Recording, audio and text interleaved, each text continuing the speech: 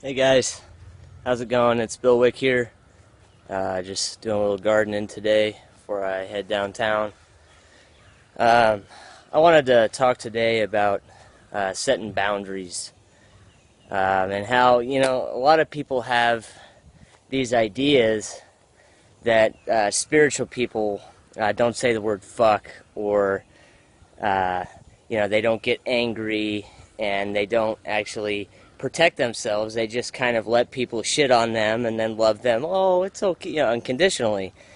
And the fact is that if you're allowing people to cross boundaries, then you are not loving yourself. You're allowing yourself and the highest good for you to be stepped on by another human being. You're allowing boundaries to be infringed on, and essentially you're enabling yourself to be a spiritual victim in a way.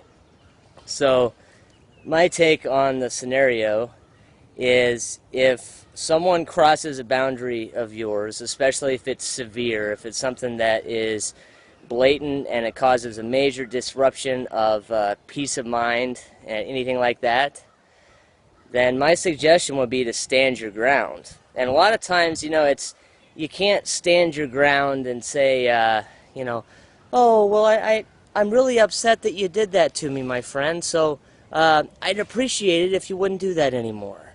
When certain things are blatant and they activate something in you, let the anger come out, let your humanity come out, and assert yourself that what happened is not okay.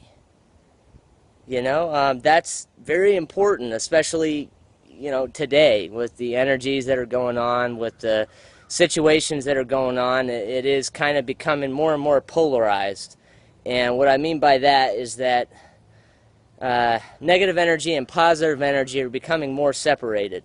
People are either descending, they're going down into mediocrity and into illusion and delusions. They're going down into the negativity, or they're moving up and they're growing and they're changing, because it's impossible to resist change in a way. It's either we can shut down, put up walls, and become completely blind to reality, or we can look at our own darknesses, our own problems, our own assets, our own beauties, and begin to get to know ourselves so we can sustain higher levels of consciousness, higher levels of joy, so that we can keep up with this ridiculously fast and powerful change that's going on in the world today. Because it is moving fast. And it really is, like I like to say, the analogy, it's like two trains are moving away from each other. And what I mean by that is, set your boundaries. If somebody crosses them, don't feel guilt and shame. Don't fall into their little paradigm of you can't say fuck, or you can't say this, or you can't get angry and express your own power. Because in reality, if you're falling into that fear-based doctrine, well, oh, if I'm spiritual, I can't cuss, I can't assert myself, I don't have a right to protect who I am as a human being, as a spiritual being, to protect all of the creations that have been very positive over the years, then that's just insane, in my opinion. Now, fuck is not a mandatory word to be said. It doesn't matter how you go about it. The whole point that I'm making is that when you assert your boundaries, do it from the heart. Do it with the passion that burns inside you. It usually comes from anger, and it comes from protecting yourself, We're not doormats today. Spiritual people do not have a doctrine or a rule book to follow. The fact is that this is a beautiful thing.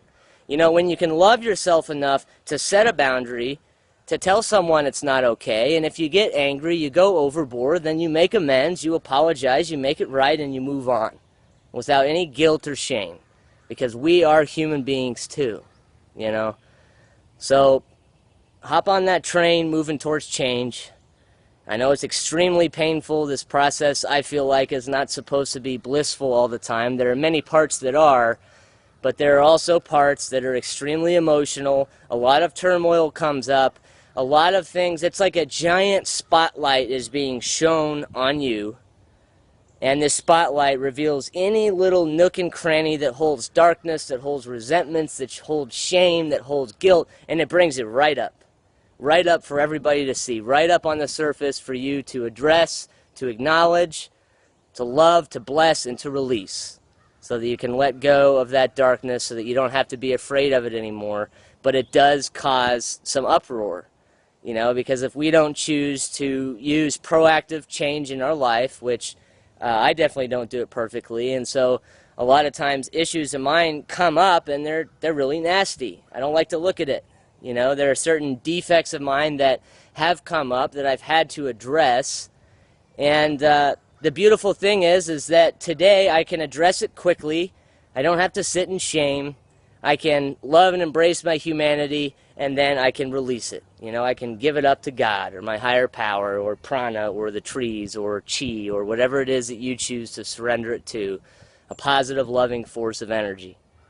So I hope that helps some of you guys. That's kind of my take for the day. So I just wanted to throw that out there. And I also want to say that having fun in the midst of some of this chaos is really, really powerful, and it's therapeutic. As long as you're not running away from anything and you're able to have some fun, to not take yourself so seriously, to realize that a lot of this stuff that comes up or that activates you may actually be somewhat funny if you can look at it at a certain angle, you know. And also, you know, love the people around you. You know, even if you lash out and you hurt them, make amends and love them. You know, because resentments are not serving us well these days. They're very difficult to hold on to without getting sick. They're almost toxic. So just release it, allow yourself to forgive, see the beauty in it, love yourself, strap on your straps because we're going on a big roller coaster ride in the next few months. Love you guys. Peace.